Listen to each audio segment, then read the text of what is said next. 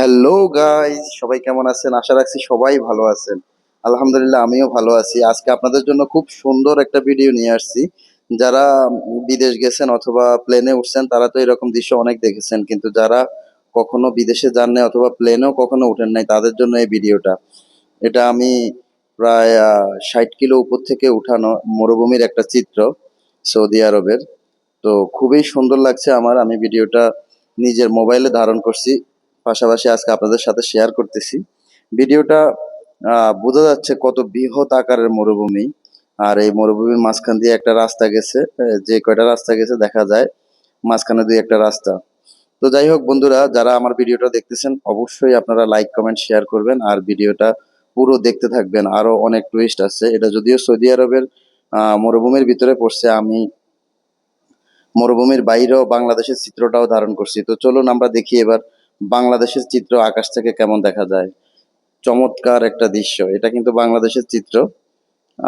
বাংলাদেশ অনেক সুন্দর, সবুজ শ্যামল এবং আঁকাবাঁকা সাপের মতো রাস্তাগুলো আমার অসাধারণ লেগেছে। তো যাই হোক, আমি ভিডিওটা ধারণ করেছি আপনাদের জন্য, আপনারা দেখবেন, মজা পাবেন।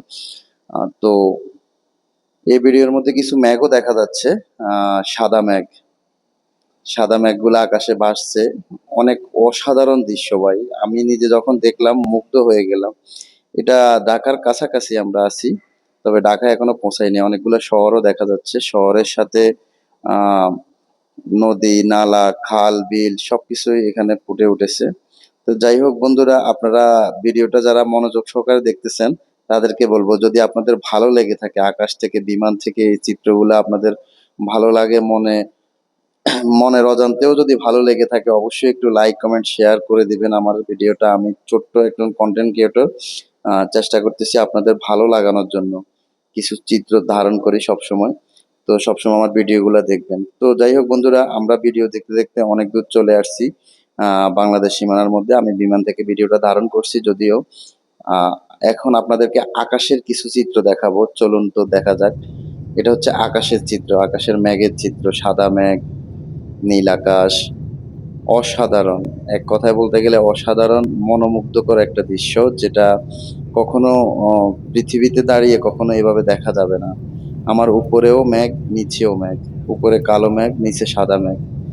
আসলে আমি অনেক কষ্ট করেই ভিডিওটা ধারণ করছি।